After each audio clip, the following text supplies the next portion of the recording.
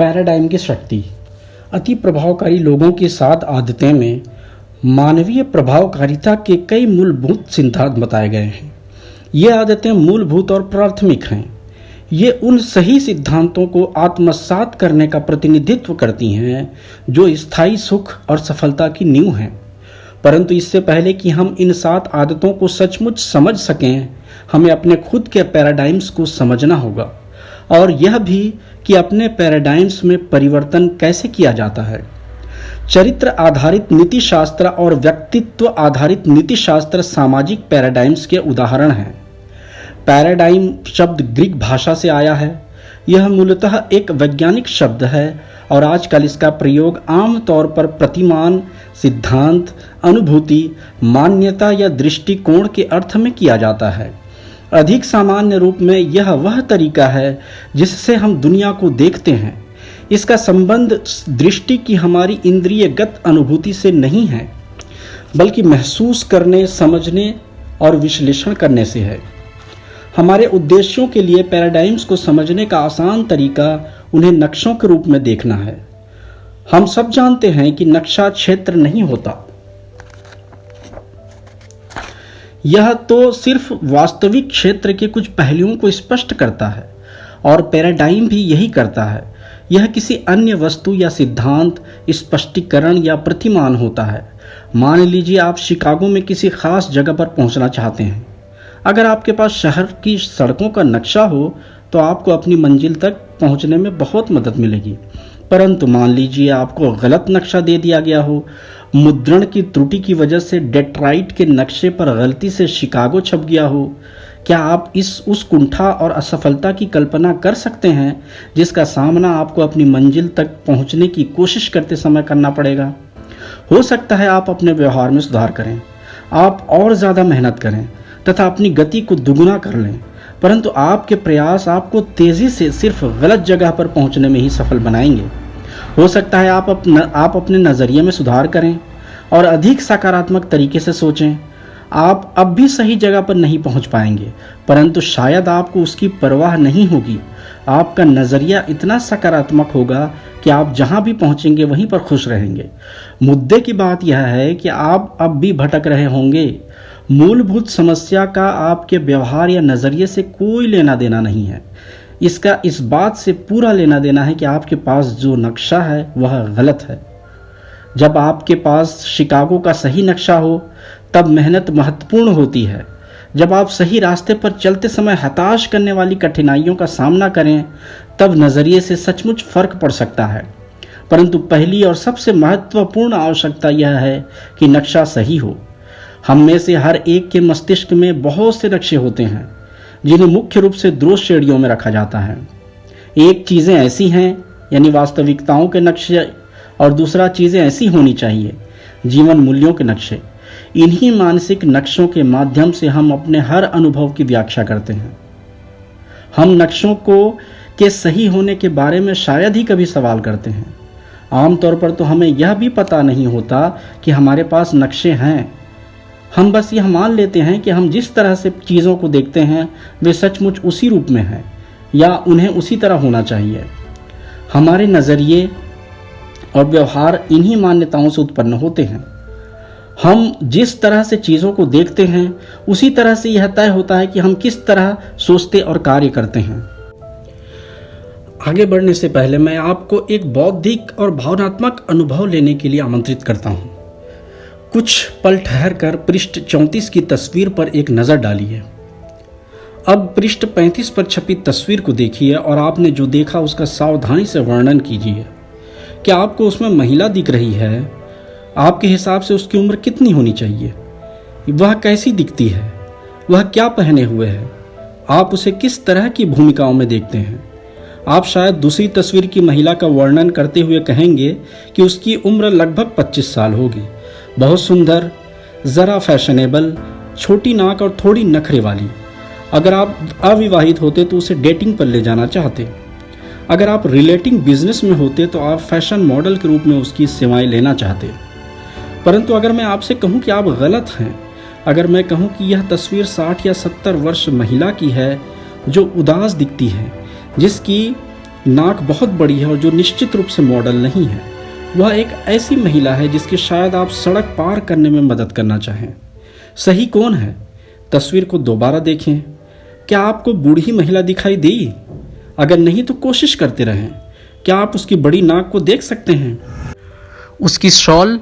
अगर मैं और आप आमने सामने होते तो हम इस तस्वीर पर चर्चा कर सकते थे। आप मुझे बता सकते थे कि आप क्या देखते हैं, मैं आपको बता सकता था कि मैं क्या देखता हूँ। हम तब तक चर्चा जारी रख सकते थे जब तक कि आप स्पष्ट रूप से मुझे यह न दिखा देते कि आपको इस तस्वीर में क्या दिख रहा है, और मैं स्पष्ट रूप से आपको यह न दिखा देता कि मुझे क्या देख रहा है। चूँकि हम ऐसा नहीं कर सकते, इसलिए पृष्ठ 59 खोलें और वहाँ दी गई तस्वीर का अध्ययन करें। इसके बाद इस तस्वीर को दोबारा देखें। क्या अब आपको बूढ़ी महिला दिखाई दी? यह महत्वपूर्ण है कि आगे पढ़ना शुरू करने से पहले आप उसे देख लें। इस प्रयोग से मेरा पहली बार सामना कई साल पहले हार्वर्ड बिजनेस स्कूल में हुआ। प्रशिक्षक इसका प्रयोग स्पष्ट और प्रभावपूर्ण ढंग से दर्शाने के लिए कर रहे थे कि दो लोग एक ही चीज़ को देखने के बाद भी असहमत हो सकते हैं और दोनों ही सही होंगे। यह तार्किक नहीं है, यह मनोवैज्ञानिक है।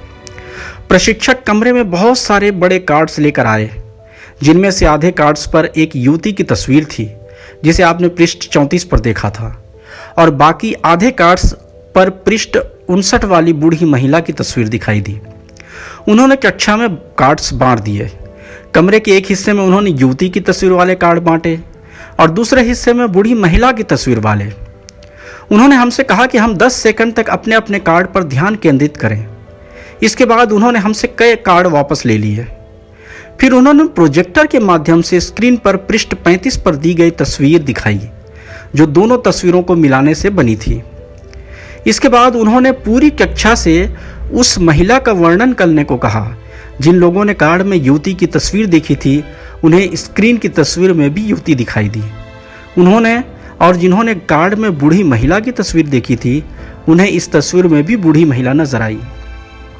फिर प्रशिक्षक ने एक विद्यार्थी से कहा कि वह कमरे की दूसरी ओर बैठे किसी विद्यार्थी को बताए कि उसने क्या देखा। जब उन्होंने आपस में बातें की तो संप्रेषण की समस्याएं उभर कर सामने आईं। बूढ़ी महिला से आपका क्या मतलब है?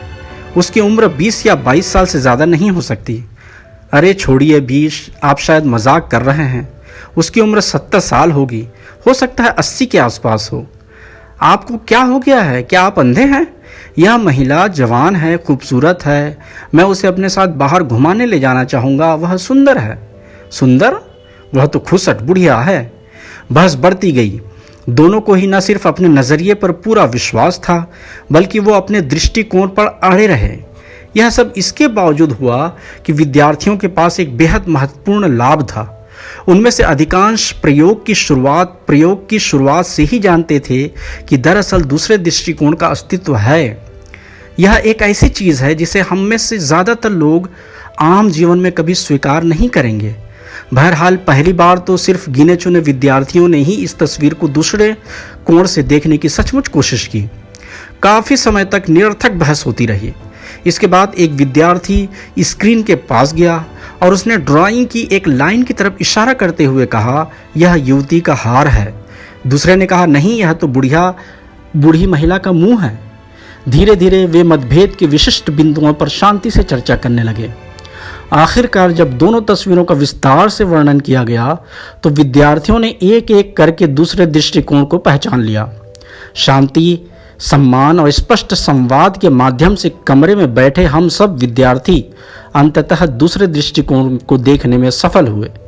परंतु जब हम उससे नजरें हटाकर दोबारा उस तस्वीर को देखते थे तो हम में से अधिकांश को तस्वीर में वही छवि दिखाई देती थी जिसे देखने के लिए हमें 10 सेकंड की अवधि में कंडीशन किया गया था। मैं अक्सर इस अनुभूति प्रदर्शन का प्रयोग लोगों तथा संगठनों के सामने करता हूँ, क्योंकि इससे हमें व्यक्तिगत तथा पारस्परिक प्रभावकारिता की गहरी समझ मिलती है। इससे सबसे पहले तो यह पता चलता है कि कंडीशनिंग हमारी अनुभूतियों और पैराडाइम्स को कितनी प्रबलता से प्रभावित करती है। अगर चीज़ों को देखने के हमारे दृष्टिकोण पर 10 सेकंड में इतना प्रभाव पड़ सकता है तो फिर जीवन भर की कंडीशनिंग का कितना प्रभाव पड़ता होगा।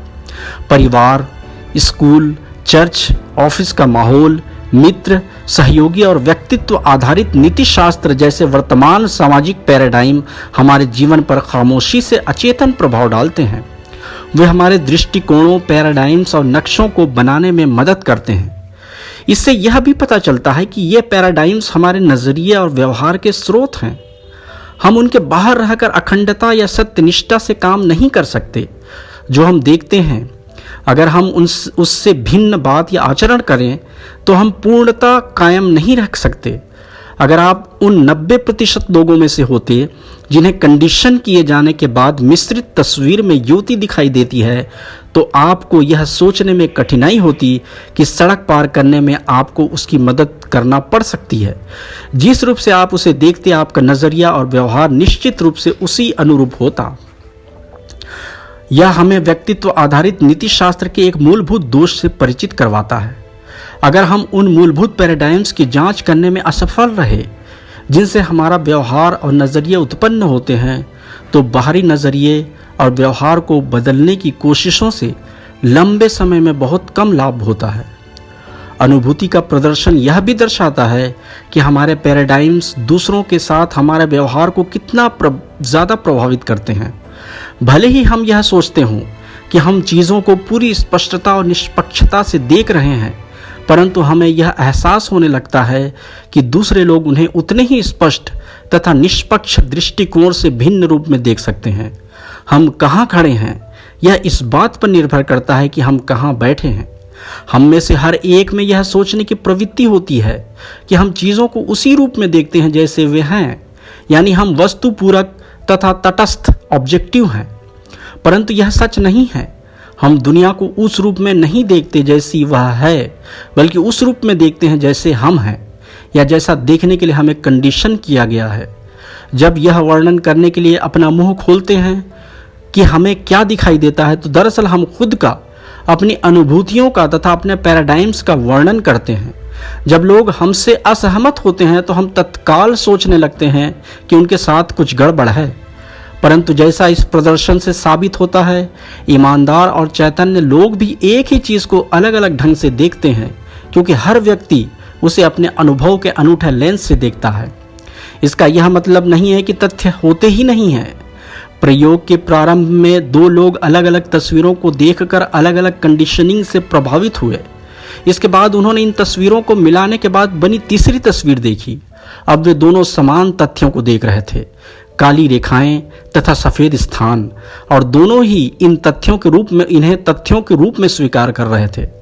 परंतु हर व्यक्ति इन तथ्यों की व्याख्या अपने पुराने अनुभव के आधार पर कर रहा था, और तथ्यों का उनकी व्याख्या से हटकर कोई अर्थ नहीं होता। हम अपने मूलभूत पैराडाइम्स, नक्शों या मान्यताओं के बारे में जितने अधिक जागरूक होंगे, इस बारे में जितने अधिक जागरूक होंगे कि हमारा अनुभव हमें किस हद तक प्रभावित करता है, हम अपने पैराडाइम्स की उतनी ही ज़्यादा जिम्मेदारी ले सकते हैं। इस स्थिति में हम अपने पैराडाइम्स की जांच कर सकते हैं, यथार्थ से उनकी तुलना कर सकते हैं, दूसरों की बातें सुन सकते हैं और उनकी अनुभूतियों के प्रति खुला नज़रिया रख सकते हैं। इस तरह हम एक बड़ी तस्वीर हासिल कर सकते हैं और एक अधिक निरपेक्ष तथा तटस्थ दृष्टिकोण भी। आज के लिए इतना ही। फिर कल अगले भाग में आप अलग बातें सुनेंगे इसी के परिप्रेक्ष्य में। तब तक के लिए जय हिंद, जय भारत।